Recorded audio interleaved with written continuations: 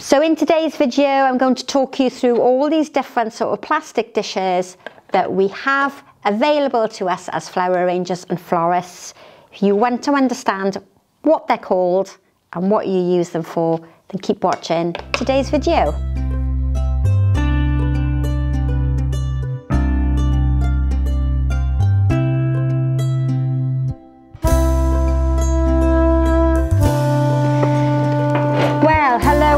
How are you all today?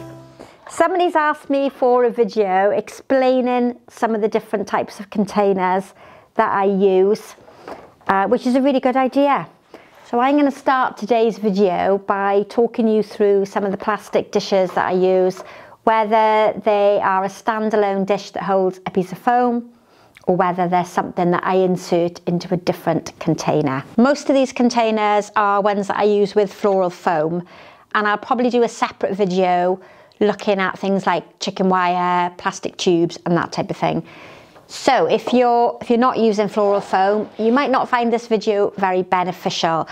And when I'm talking about foam, we're obviously trying to move away from using floral foam, but I thought it would be interesting to some of you, especially those of you that are event florists or wedding florists. This is a foam that I don't use a great deal of on the YouTube channel because it's probably not easily accessible for most of you.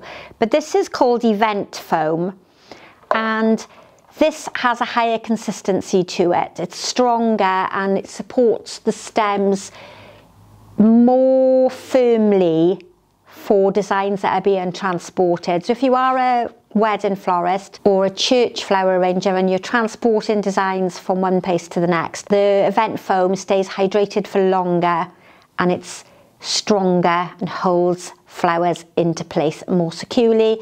It doesn't work particularly well with soft stem flowers. But I've probably never explained that before on the YouTube channel. I normally use ordinary floral foam that everybody can get hold of. And I know somebody's going to come and say to me, you shouldn't be using floral foam at all. And I'm not disagreeing with you, but it's quite impractical for an everyday commercial florist not to use floral foam. But we won't get into that debate on the channel. Okay, so I'm going to start with what I call a junior saucer. If it turns out that the names that I'm mentioning are incorrect, I'll add it onto the screen somewhere with the correct name. So a junior saucer for me is the smallest dish that you have available to you. It's not one that I use a great deal of because it's too small to hold a substantial amount of foam. Years ago, when we used to do locker arrangements for the hospital, birth of a baby, get well soon flowers, that would have been the perfect size. And if any of you remember the cylinder blocks of foam, that's what we would have used in there.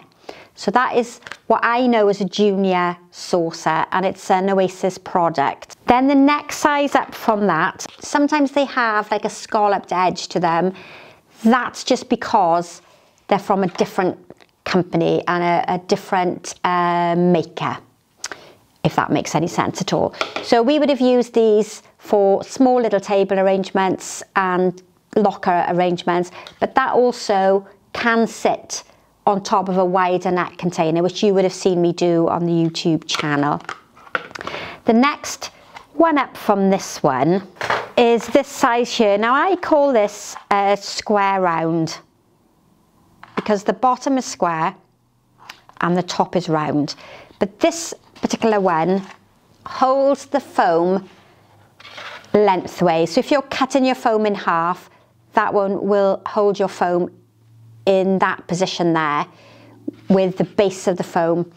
But the next size up from this one, and I don't have any here with me today, but I probably can put a screenshot of it on the screen, is where you have a square base, and that will hold half a block of foam. And incidentally, if you weren't aware, there are markings on the bottom of the foam that you can cut into threes or you can cut down the middle to make a half.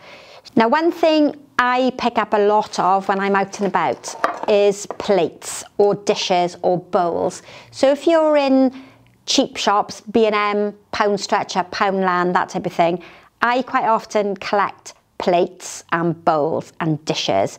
The only issue with this one is there's not a lot of depth in it to keep the water, to keep the foam hydrated. You're better off with a saucer like that. Now this one I tend to pick up in the same type of shops or garden centres, and this will hold a more substantial amount of foam should you be doing pedestals or large floral designs. But the advantage with that is that you can keep topping it up with water. With this one, the water tends to spill out over the side and makes a little bit of a mess. But I use these a lot for big arrangements, particularly over the last couple of years. Again, if I got a photo, I'll link it here on the side. We've done designs on those tall metal stands, and you want to get flowers in cascading down the side. They are brilliant. So don't ever feel that you have to go to a florist supplies or a specialist shop. Look in garden centres, what we call the pound shops here in the UK, because you might find something that's suitable for your floral design. This is called a lumi base, a lumi dish. I find these really expensive. I can't remember how much, and again, if I can remember, I'll link it on the screen. But that's more of a dish than a flat plate. But see, I would rather go and buy a pound plate than pay £4 for one of these. But these are lumi dishes, and these come in a range of different sizes, and they are designed for floral use. I've no idea what this next one is called, but these also come in a few different sizes. Plastic, so you can reuse them time and time again. Lightweight and easy to transport. They're not particularly heavy to carry. This has the name on the bottom, andrewsplastics.com. So you can always Google that and see what they're selling. It also says made in England, so it's a British product. And these are quite versatile because quite often that sits in a bigger container, and then you can transport them as two separate pieces. So I think they come in 2 or 3 different sizes, so quite handy to have. And I have a cupboard full of these type of things. In fact, I have a shipping container full of different types of containers, because you never know when you're going to need them. Now this next one we call a bulb bowl. I think, oh, this has got Andrew's Plastics on the bottom. Yeah, Andrew's Plastics. I'm trying to read it without putting my glasses on. This has got Andrew's Plastics on the bottom. And these have always been Oasis Floral products. So I don't know whether maybe they've outsourced the making of the designs. If you know, you can comment in the box. But this is what we call a bulb bowl. So this originally would have been used for spring bulbs. And these come in 2 different containers, or sorry, 2 different sizes as well. Fits foam. You could use 2/3 of the foam in that one. The next size up is much bigger. Great for church designs because you can fill them up with water. And if you can all remember the pedestals that we used to use in churches, bearing in mind that I've been a florist for 35 years, if you were doing a wedding on a weekend, then everybody would have had a pedestal back in the sort of 80s and 90s, and that's what you would have done your pedestal design in. And I would have put 2 pieces of foam in that way and taped them round to hold them together, or I would cut my foam and put them on top of one another in that style there. And if there's anything that I'm talking about in these videos that you really don't understand, just ask in the comment box, because I can answer it in another video. At that stage, I'm going to also ask you to subscribe to the channel. Hit that notification bell to be told every time I upload a new tutorial. Like, share and comment in the box, because it helps other people find us. Now the next one is the spray tray, Oasis tray, single brick tray, or a sandwich tray. And I think this is called a sandwich tray because if you came from a generation that had afternoon tea, you would have had a beautiful china plate that was the same size as this, that your sandwiches would have been laid upon. A little bit like a beautiful afternoon tea. So this is a sandwich tray. This is a single brick sandwich tray because it holds 1 block of foam. This comes in 3 different sizes. So a 2-block tray and a 3-block tray. I don't think they come any bigger. If they do, I've never used one. So single, double, triple block. Generally used for table arrangements or funeral work, but they also work really well. I'm just seeing if it's got Andrew's Plastics on there as well. I'm going to have to give in, put my glasses on. I think it does. Yeah, so that says Andrews Plastics as well, and I'm pretty sure they used to say Oasis Floral. So what's good about these is if you puncture or drill these little nodules here, you can drill a hole and then you can hang them. So you can use them as pew ends, you can use them in marquees, you can use them as wall hangings basically. So single brick tray. Oh, now the one I just said to you, I call a junior saucer, has actually got pop bowl, so P-O-P, pop, as in a bottle of pop. Pop bowl. I've never called them pop bowls, but you might know them as pop bowls. I know them as junior saucers. Right, now we're going to go to grave pots. If you're in an area that makes a lot of arrangements for the grave, then this is what you would use.